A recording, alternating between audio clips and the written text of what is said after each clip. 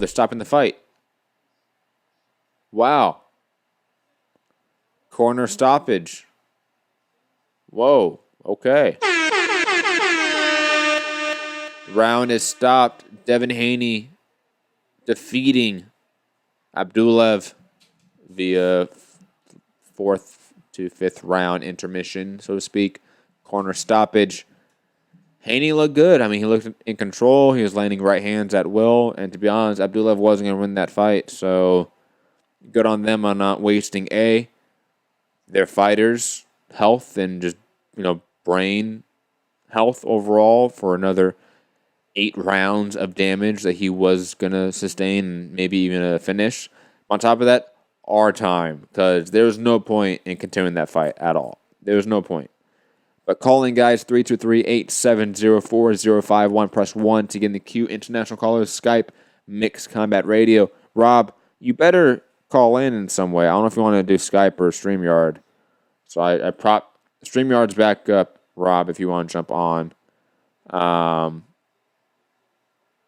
But yes, let's take some calls, and I'll give my thoughts on the fight as well. But damn, right hands at will.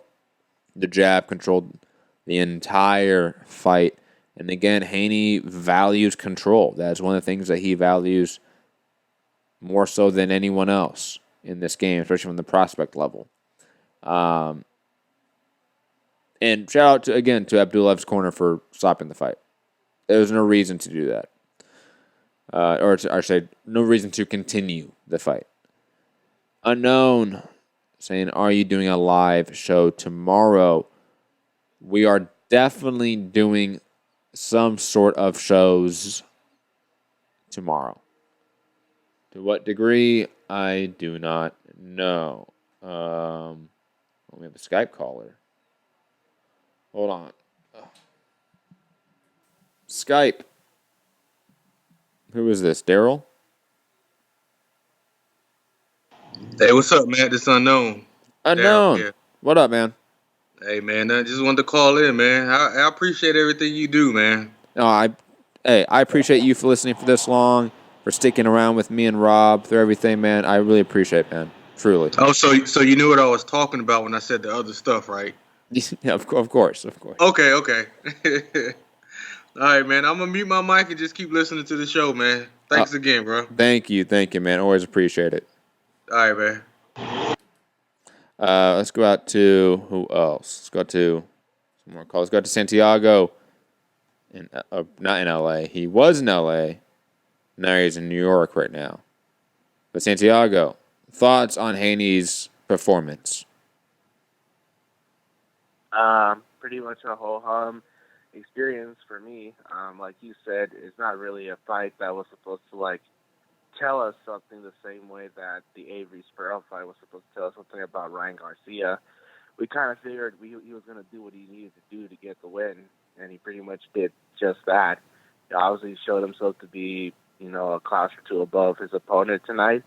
And really, I think the one thing I just want to know is whether or not he can keep that kind of control against a fighter that's unorthodox or really brings the pressure, be it from being able to endure the shots or just simply giving Haney problems and not being able to really set into a rhythm. Agreed. I agree in all parts. I definitely can't wait to see Haney face someone that is truly elite, because he clearly is talented. He clearly belongs on that level to some degree. It's just a matter of him fighting those guys. Yeah, pretty much. At this point, it's just a matter of who's the guy that we can actually say to ourselves, you know what, this should be an interesting fight, or this should be a fascinating fight, because so far his last 2-3 opponents, they've just been guys that we say, yeah, Haney's supposed to win this one. That was even a conversation earlier today when we were having dinner, the fact that Haney should knock this guy out easy. So that's not much else to say. He had a good performance. Let's see him step it up. Agreed. Thank you for the call, Santiago. And stay healthy out there, man. Take some medicine. Let's go to Gary in Dallas. Gary, what's up, man? Is Santiago at the fight, or did he move to New York, or what's he doing in New York? He's there with the name redacted. Oh, really? Yes. Interesting. Okay. Yeah, Gary, I'm a mature friend. Like, I understand that people have friendships with people that maybe I don't like. It's okay. Yeah, good. Oh, yeah, okay. And I know Santiago's my boy more than anything. So, like, if push comes to shove, Santiago has my back, so it's okay. So you don't feel like your friend is dating your ex kind of thing? No, not at all, man. Not at all. No. That's cool. That's cool. Yeah, look, Haney's a great athlete. He's got a lot of natural ability, but I don't see anything that's special about him. I know he's gotten the 2 knockouts in a row now, but this was kind of a weird stoppage. And the other knockout, I mean, he loaded up that shot from, like, the bleachers to land it.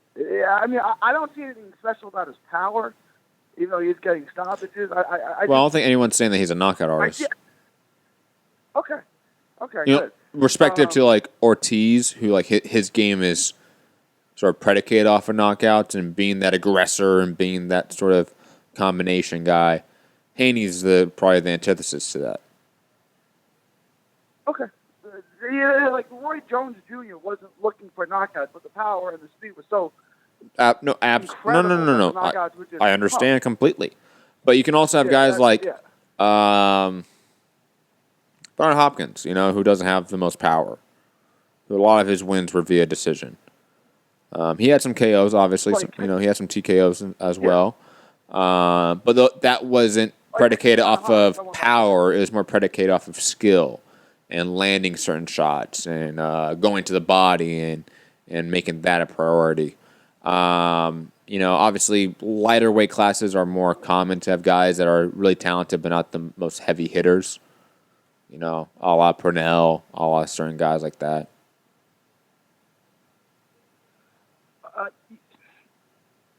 Okay. So, like, my point about Tanahara being able, if they sit back and have a jabbing contest, Tanahara is more skilled. I don't agree with that. I see a great athlete in Haney who happens to be a boxer. Like, that's what I see. I don't see a precise boxer with refined skills. I see a great athlete with a good jab, who's highly athletic, who moves well, who's physically strong. I don't he doesn't really let the right hand go. What? Dude, the right hand was going all night and landing all night. Uppercuts, hooks, for sure. Pullback counters. He threw the right hand, it landed for sure, but he didn't let it go enough. What? I significantly disagree with you, Gary. All right, let me. And obviously, we don't have the stats on it, right? But I would recommend going back and watching this fight, Gary, and specifically just looking at the right hand now, because he was throwing it a lot. It's only 4 rounds. I'll go back and watch it after we get off the phone. You could. No, you could. You're absolutely right. You could. That's true. Yeah. But I would say he was throwing it a lot more than you said. But I will say this: his volume isn't that high. Period. You know what I mean? So, like, his volume is low overall, but relative to the jab, his right hand was being thrown a lot, and like you said, and I agree with, obviously, it was landing every time, it seemed. Which I don't understand. I'll go back and watch it. I don't think he threw it nearly enough. Against a guy like this, right? Like, against a guy like this, he'll win. He'll pick him apart. He'll land at will. But just like Tanahara's lack of power against the level of guy he fought last, it's not going to stop him. But Tanahara's issue isn't just a lack of power. I think Tanahara is overall not an athlete. I think Tanahara's boxing skill set is overall quite basic. Like I've told you, he's like... It's basic. Would you say Mikey Garcia's skill is basic? Yeah, so Mikey adds it with some athleticism, some power, certain things. Especially at like 126, Mikey had some pop, and he had some real movement. I would say Mikey is often called basic, but I wouldn't say he is basic in the sense that what we're talking about. Jesse Vargas is probably more so Okay. the comparison that I would make. I think Mikey Garcia with less power is a better analogy of Tanahara than I don't see the athleticism. I don't see the speed. I don't see the footwork. I don't see the head movement. okay. I don't see anything like that yet. I see a really basic guy Head movement? with a high guard, with a really good jab, but basic fundamentals. Nothing really exciting. Haney has some variance to his game. Has a great uppercut. He is an athlete. I think the speed discrepancy is going to be massive in that fight. Like we saw how big of a deal the speed discrepancy was in this fight. I'll be honest. I think Tanahara is either as slow as Abdullaev or slower. Oh, there's no. You're calling him again. If you're comparing him to the other lightning quick lightweights like Haney or Lomachenko, obviously he's slower than those guys. But I didn't compare him to that. I compared him to Abdullaev. I compared him to Abdullaev. And I said he might be slower. He's faster than Abdullaev. Like he is. I don't know why you're getting this. Like he's not a lightning quick lightweight, but he's also not like some slow plodding fighter. Like he's not a hyper athlete like Haney. But he's also not some slow plodding guy. We were talking about Joe Smith Jr. yesterday, right? Like he's not some slow plodding guy like that. I just think like you have like this idea that Tanahara is just like some slow, flat-footed guy who just learned the basics really well. I think he's better at everything than you're giving him credit for. Maybe he is, but I haven't seen it yet. In the last fight. No, I'm specifically talking about the last fight too. Yeah, that was not good. I thought he looked great in the last fight. No, I think he needs some seasoning. I'll put it that way. He needs some years under him before we really talk about him. Sure, you want to say he's a year or two away from being a year or two away? That's fine. He's only 22. He's a good 2 or 3 years from where Devin Haney's at right now. I don't agree with that at all. I think he could beat Devin Haney right now. I don't think Devin Haney's as close to a world championship level as you do. It's going to be tough to get a world because Lomachenko has all the belts. But, yeah, that wouldn't be an issue though. I mean, Lomachenko just fought 2 DAZN matchroom fighters.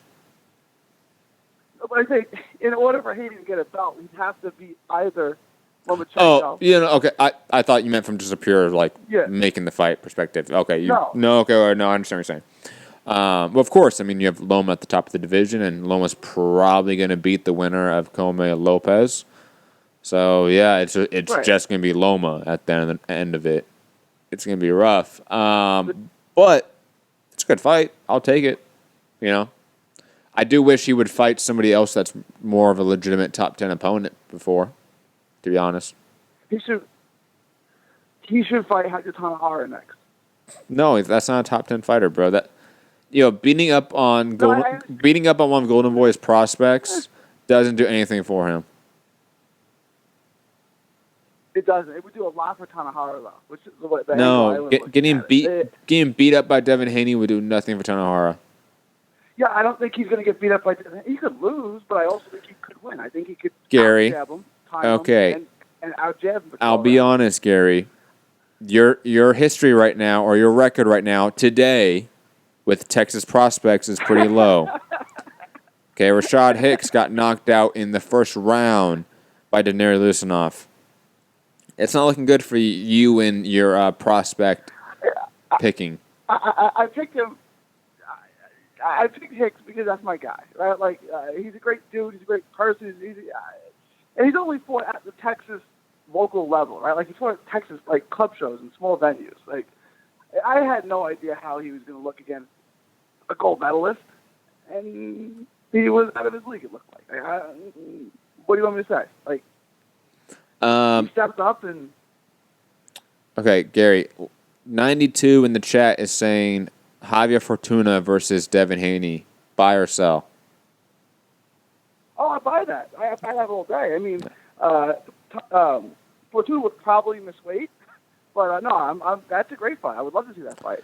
Okay, now Gary, unfortunately, I do have to push this along because we have another caller. I do want to get out of here. Thoughts on the Hardy Serrano fight, and then take off. Yeah, I thought Hardy actually, and I know it was one side, but I thought Hardy fought better than I expected. Like I thought Hardy was going to get destroyed, and she mostly did, but like she was tough, she was in the fight. I thought she won a couple of rounds, which I was not expecting. I just think Serrano, and I know Clarissa Shields and stuff was the gold medalist, and she's a lot younger. But like, if we're being real, Serrano's the best woman fighter in the world. Like, she should be considered up there with the Williams sisters as like dominant female athletes in their sport. There's no one in or around that weight class that's even going to be competitive with her. Like, she's that good. Agreed. Like, the only way she loses is if she moves up to 135 and fights Katie Taylor. Yeah, but I mean, that's what I'm saying. In and around the weight class, she's not going to lose to anybody. Not anytime soon. All right, I'll let you get to your next call. Thank you, Gary. Always appreciate it. Before we go to you, 503, and God, who is this? You call in infrequently, but I know this number. It's from like either like North Carolina or like South Carolina, I believe. Before we go to you, okay, we're going to break down this breaking news per Lance Pugmire. The sort of, I think, hopefully, finishing up and wrapping up the Ryan Garcia saga in some aspect. Lance Pugmire reporting, source tells The Athletic deal appears in place for King Ryan Garcia to take a replacement fight versus Peter Petrov at a 143-pound catchweight tomorrow night at the Dignity Health Sports, whatever, blah, blah. Weigh-in expected tomorrow morning. So, ladies and gentlemen, it looks like we are getting the Ryan Garcia-Peter Petrov sort of step-in, late-notice fight. I love that matchup. Potentially a harder matchup than A.V. Sparrow as well. At least you can probably make the statement that Peter Petrov is more tested and has fought better opponents than A.V. Sparrow. But whatever may be the factor, I am curious as to know the dealings between Golden Boy and Ryan Garcia and how they sort of made up. But let's go out to 503 and take the last call of the night, it seems. And 503, God, who is this? Where are you calling from? And I feel like trash for having to ask this. 503. 503. Hey, yo, what up, Matt? Hey, yo, what up? What up? Who is this? Hey, yo, what up? Hey, so, yeah, let me, I didn't get to see this event, but, I wanted to listen to the commentary, because, I want to give you a shout out for, having a live commentary because, I'm at work and, I'm not able to, see the shit live. So, I want to give you a shout out first because, you hold them down for that. So, thank you, man. But yeah, real quick, man, but as far as, Serrano and, what's her name? Heather Hardy. I know these. I've seen these two girls fight. They both had some MMA fights too. We saw. I believe Heather Hardy got her ass with both times. I remember Amanda Serrano in MMA. I believe she took a draw in her first fight, and I think she won the second time. I believe, and but both fights were tough. I remember. If you remember the first fight with Amanda Serrano, she got taken down and she took some ground and pound for the first time, and she she took more hits, in that for her first MMA fight than she's ever, in her boxing fight, or her boxing career. So, but as far as that, it's kind of nice to see them put together. And Amanda Serrano, how she is. She's fucking tough, man. She's Puerto Rican. She's got that hot Latin blood in her. So shout out to her.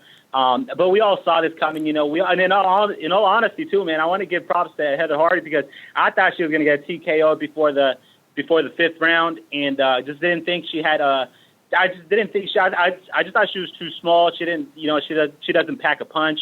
But man, she did it. She went the distance with Amanda Serrano. So shout out to her, man. She's tough as hell. So but yeah. But as far as Amanda Serrano, what they say Katie Taylor's next or whatever. So that's all right. I'm kind of I'm not hating that. You know what I mean? There's not too many women out there in her division where she could kind of spark up a another rivalry or a big name or so. Because I believe I think her division is kind of low key. You know what I mean? If I remember, if you remember BN Sports when they were alive, they would always show women boxing. Yes. And I believe there was a few fighters there that would have, taken the opportunity. But you know that, man, they're a bunch of Mexicans, and I don't know if in all honesty, I don't know if Amanda wants to fight a Mexican. It seems like she always fights all these all these other female fighters, so that aren't willing to fight back. So. But also, too, man, if I could be honest 100%, dude, like, I like Amanda. I like this, these women are trying to, do their thing or whatever. And but Amanda, like, I got a little problem with, in all honesty, I just want to be, like, honest about this. Like, her claiming, how many divisions is she claiming now? 7 or something like that? And, yeah. Yeah. You know what I mean? It's kind of like, I've seen her Twitter. I follow her on Twitter, and she has her posts where, like, on her banner there, she has like a kind of like a, all these other divisional champions like Oscar De La Hoya, Floyd, Pacquiao, and I'm kind of like thinking like, well, I don't know if you kind of deserve to be up there with them. I mean, I'm not trying to hate, but the thing is that you haven't gotten in tough like they have. Well, no, you know what I mean, like going up and you know what I mean. A great example would be like Adrian Broner, right? A 3-weight division champion. Like what champions did he beat for those belts? You know what I mean? Like that's exactly what I'm saying. No, I completely understand your argument. It's the same thing. Like, not all champions are created equal. Not all mandatories are created equal. Not all title reigns are the same. Not all undisputed championships are the same. Like, no, I completely understand what you're saying. If you contextualize her reign, does it mean the same comparative to these other 7-weight division champions or 8 division champions like Manny Pacquiao? No, it really doesn't. But relative maybe to like women's boxing, she is obviously in a rare stratosphere of talent, but the talent obviously that she fought wasn't the greatest. We can be honest about that. And on top of that, she fought for a bunch of vacant belts. That's true. Yeah, that's what I'm saying. And plus, they're still going 2-minute rounds, only 2-minute 10 rounds. It's kind of like, I mean, in all honesty, men. The men are like, they're put in tough. You know what I mean? They got to go 12 when they used to go 15. I don't know, man. It seems kind of like, it's like, they're kind of, sugarcoating everything these days for the females. You know what I mean? Like Clarissa Shields, too. Like, she's got all these belts, but really, she's got one really good notable win. I don't know, man. It's just, I mean, I'm not trying to hate, but the thing is that, like, they always try to, say like equal rights, bro. Like, you know what I mean? So, if you want to equalize this shit, then, fucking be real about it. You know what I mean? Like, well, you have to understand. He got put in tough. Well, you have to understand that women's boxing was only accepted to the Olympic level within the 21st century. And it's only really been allowed to be televised to this degree in the last 3 years. So the opportunities for divisions to build haven't been there. There's been no active effort to build divisions ever in women's boxing. Compare that to, let's say, women's MMA, right? Where like women's straw rate in 115-pound weight class in women's MMA is deep. It's talent filled. From like Thug Rose, Nami Yunus, Tatiana Suarez, Zhang Weili, Jordana Jacek. You go down the list, there's a top 20 of amazing fighters you can list there. That took time to build. That didn't come overnight from Ronda Rousey. That took decades to build. So it's one of those things where, yes, do they sugarcoat some of these champions? Of course, but they sugarcoat every champion. Look at Tyson Fury's entire rebranding. It's not a women-only thing that they get sugarcoated. Men get sugarcoated because that's what networks and promoters do. They sugarcoat shit. So I don't think it's necessarily a women-only issue. I think the issue that you're speaking of about women's depth, which I think we all know is an issue, can only get addressed if you invest in women's boxing. You understand what I'm saying? And until that happens, that issue never gets resolved, to be honest. Yeah, I hear you, bro. But like, I understand, bro. But You know what I mean? I just feel like every time there's a women's fight, there's always a belt, somehow, and I don't know. Bro, Whatever the Devin fuck, Haney Abdullaev just fought for a WBC interim belt. It's the same thing for I know. men.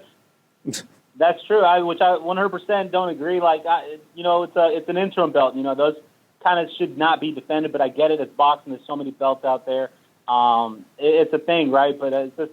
But I don't know, whatever the fuck. But it's just, I know, I get it. And as far as Devin Haney, too, he put his guy away. Listen to the commentary again from you, and he's a pretty solid fighter. But in all honesty, too, he's like obviously he's a prospect. But the thing is, I almost see him as fucking what's his name, the British dude, Yard. What's his name, Anthony Yard. Oh, okay, yeah. You know what I mean, with the flashiness, and you see him only hitting the pads with trying to be flashy in the gym, and you know what I mean, like you've seen it, what I mean, all the pad work and shit, and but like I see both of them almost the same, where they got to prove themselves instead of always trying to look good for the cameras and all that shit, and but Devin Haney, two knockdowns or two knockouts in a row, which is really good for him, and because obviously if I remember correctly, bro, I don't think he ever got any knockdowns or any knockouts in on Showbox when he used to be on there for a while, and but he looks like a young, hungry kid. You know what I mean? I like where he's coming from. He's fighting hungry, and but he's still a prospect. We got to see what he's got to do. And but yeah, man, as far as Devin Haney, he's got to prove himself. That's that's about it. Like like the other prospects too, like what's his name, Shakur Stevens. The kind of all these new fighters. What's his name, Michael Conlon. Mm-hmm. Yeah, like I don't know. I just they got to prove themselves. I mean, these days. I mean, like let's see them fight for like not a vacant belt, like when they're going for like world belts, right? For like a world title, like for their first world title, like let them actually earn it, like not get a fucking vacant belt like Broner. Like every time Broner gets a belt, it's like it's vacant somehow, and he capitalizes on the like you said, capitalizes on the opportunity, and then he's like a 4-time division world champion or something, So, but yeah, man, yeah, that's what that's all I got to say on that. And but yeah, man, let me get out of here, brother. Want to give you a shout out. And I was looking up for it's funny, man. I was looking up on YouTube, who's doing their like a live podcast because I wanted to listen to this. And but shout out to you, man. I typed it in and you're the first one that came up. So I just want to give you a shout out, brother. And thanks for having me on. I appreciate it, man. Thank you. We have one more caller, actually. 647. 647. Who is this? Where are you calling from? What's popping? It's Jay. What's up, Jay? Yeah. What's happening, bro? You good? Yes. What's up? Bro, I can't stand the disrespect in the chat and on your side for Amanda Serrano. You better give that woman her respect. She's extremely talented. She's a top 5. Never been done in women's boxing, bro. I'm just bullshitting, man. I'm just bullshitting. I know half of those wins are against 2 and 4 negative record girls, but I mean, a world title. I'm not gonna say a world title is a world title, but you know what I mean. What do you think about it? I think it's not a mutually exclusive thing. Like Amanda Serrano could clearly be a top 5 pound for pound women's boxer right now. Clearly be. You don't think she is right now? No, I think she is. But we can also heavily criticize her resume and the way she has sort of title hunted at times and belt hunted at times. And I think those two. I think we can. I think fighters that go for vacant belts and fight competition that is subpar should not be viewed as the same as champions that have fought great competition to grab those belts. I think that's an obvious statement. I think that's common sense. But that doesn't automatically mean she has no wins of value. Doesn't automatically mean that she's not talented or skilled. Doesn't mean she's not pound for pound talent. It just means, hey, she has some wins here, some title fights that have been clearly chosen on her and her team's side for a reason. It's a vacant belt. It's for a person it's against a person that isn't the best champion in that weight class, whatever the case may be. And we can criticize that. I think that's a safe thing to do. I know fans, I'm not talking to you, Jay, but I know a lot of people are of this mindset, like, you have to either be, like, for or against something. And with this case, I think we, as a community, can safely say, and we should say, Amanda Serrano is extremely talented. But, hey, some of these fights and some of these belts she's grabbed aren't the greatest. But, hey, Heather Hardy, great win for you. Amazing win. Some of these other wins, not so great. I give her that. You know, and I think that's healthy to do. Do you think there's anybody in boxing who has, in women's boxing, who has a potential of being that bitch? You know what I mean? Like that girl who's like the next. I don't want to say the next. You know who, but on that pedestal. Not right now. I'll be honest. This era to me reminds me a lot of when, like, women started gaining fights on, like, Bodog fights. I don't know if you remember that back in the day. Or, like, Elite XC. And I'm, like, that transition to Showtime and Strikeforce really investing in Gina Carano. We're right on that moment in women's boxing history, I think. But I don't think that Gina Carano is there yet. And we need a Gina Carano before we get to a Ronda Rousey. Maybe Shields is that. Maybe Katie Taylor is that in Europe. But right now it's not. It's not there yet. And we need a Carano before we get to a Rousey. 100%. I agree with that. I see a point. Did you see? You saw Toronto. You see her first fight at Combate, yes. whatever. Her first big fight. Yeah. Hard to watch, wasn't it? Yeah, it's not that great. Fucking brutal. Yeah. Hey, so what do you think about the Devin Haney, man? How do you think he did? Scale him 1 to 10. What do you give him? Probably like an 8. Great. Yeah, probably give him like an 8. I don't understand the people talking about power this, power that. The man's $135. You know what I mean? He's making up for what am I trying to say? For not having power, he's making up for it in speed, combination punching. Not like 4 or 5 punch combinations, but you know what I'm saying. He's making it up for excitement. He looks for finishes. You can't tell me that each of these fights, at least his last 4 or 5 fights, he hasn't been looking for the finish. No, he's been improving drastically from fight to fight. I think the whole power narrative staples or comes from his earlier fights on Showbox when he wasn't really going for knockouts. He was much more defensive minded, and I'll be honest, a little bit boring. I think that's where the narrative stems from, to be quite honest. But I don't think it's as much of a factor as people make it out to be. And even if he isn't a power puncher, what's the problem? You know what his style reminds me of? I don't know if you see it the same way, but his style reminds me a lot of Boo Boo, of Andre. I can see that. I can definitely see that. No, I see the similarities. Very strong punches, shifty on like a lot of upper body movement. You know what I mean? I agree completely. Yeah. So I mean, I don't have a problem. I mean, I can't speak for anybody else, but I don't have any problem watching Demetrius fight. You know what I mean? As far as entertainment-wise, I could watch Devin Haney fight 12 rounds, no problem, easily. You're a better fan than me. You can't. You what? You don't. The art. Now I'll put it this way. The art. Look, Andrade. No, there's some fights that I'm like, look, I don't need to keep watching this. Thanks, fam. Come on, bro. Nah, I feel you with that. What do you think what's next for him? Andrade? Oh, I don't know. There was.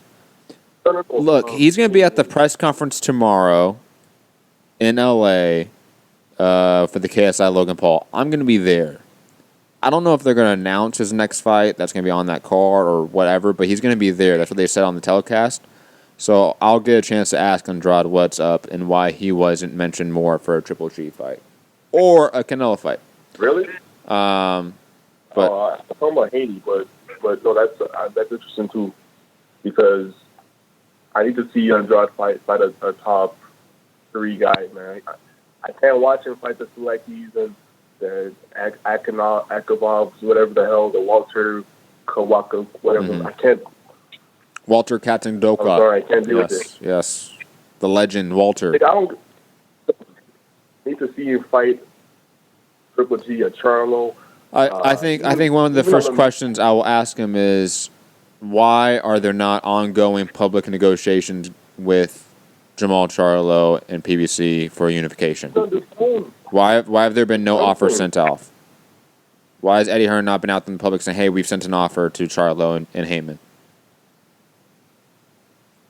And I feel like when it comes to the Charlos, I feel like they're just, not that they're ducking, because I'm not going to say that, because I don't think they are, but I feel like their management or their promotion, the promoters, they're taking every single precaution for them to fight at the very best moment, and they're missing all these opportunities. Like, I'm not trying to diss. Brandon Adams is a good guy. I was watching him on the Contender. He was knocking motherfuckers out. You feel me? But at 150, at 160 now he's at, Jamal? Who's that? You know what I mean? You have Canelo. You have Dervenchenko. Well, he has a fight with Triple G coming up. But you got a lot of good guys. You have Andrade, you got Lemieux, you know what I mean? Let's see this fight. No, I agree. Agree completely. Anything else, Jay? Oh, man. There's one more thing I don't remember. I'm completely out of it. I just finished work. Oh, yeah, yo, you watching the Tyson fight and the Gaethje fight tomorrow? I'm obviously going to be watching them. I have not decided what we're going to do in terms of content. Okay, fair enough. I'll be honest. I'm leaning Serrano Gaethje because come on. Trust me, man. I think anybody who's not a fan of MMA just sit them down at a computer screen, pull up your little UFC Fight Pass, show them Gaethje's last 5 fights, and boom, there you have it. MMA fight. Agreed. Thanks for the call, Jay. All right, bro. Do your thing. Always appreciate it. We're going to head out of here because I am exhausted, hungry. Thank you, everyone, for calling in. And on top of that, like, for all the nice words that everyone's been saying. Like, you're the only person that says that. Thank you. Like, Unknown, Jay, the person that was a little bit upset about women's boxing. Again, appreciate everyone's very kind words about the show tonight. Always appreciate it. I'll be honest. It's been a tough week for the show in some aspects, so I've been feeling kind of down, and these nice comments lifted me up, so appreciate it. And shout out to the troll caller, because that was funny. That was great. If you don't know what I'm talking about, just go back earlier in the show, and you're going to find it eventually. But find me, Matt Hunter, MCR, all platforms. Hit the like button, share the show, subscribe, patreon.com/Mixed Combat Radio. And what else? That's about it. Yeah. Peace.